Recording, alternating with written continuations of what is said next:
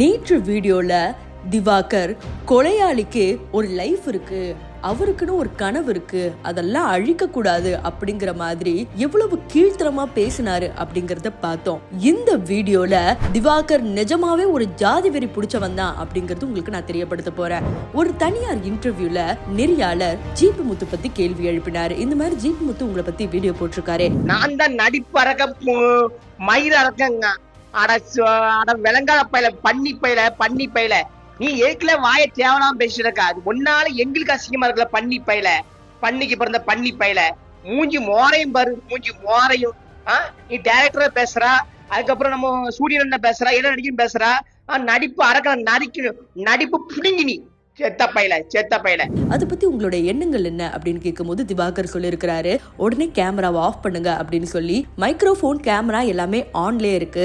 Back கேமரால போய் சொல்றாரு, அவரெல்லாம் லோ காஸ்ட், அவரை பத்தி எல்லாம் பேச முடியாது அப்படின்றாங்க. லோ காஸ்ட்னா என்ன அர்த்தம் புரியுதா? கீழ் ஜாதி அப்படின்னு அவர் சொல்றாரு.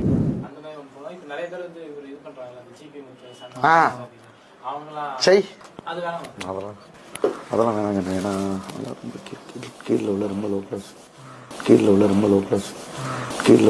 கிளாஸ். இப்ப இந்த வீடியோ தான் சமூக வலைத்தளங்களில பயங்கரமான ட்ரெண்டிங். இது வரைக்கும் திவாகரை இன்னசென்ட், கோமாளி, ஒன்னும் தெரியாதவரு, ஏதோ பாவம் பண்ணிட்டு போறாரு. ஏன் இந்த ஒரு தனியார் சேனல்ல இன்டர்வியூ எடுத்து பெரிய பிரச்சனையாச்சு. அந்த சேனல்ல கூட நிறைய பேர் திட்டினாங்க, கூப்பிட்டு வச்சு அசிங்கப்படுத்துறாங்களே அப்படிங்கிற மாதிரி மக்கள்.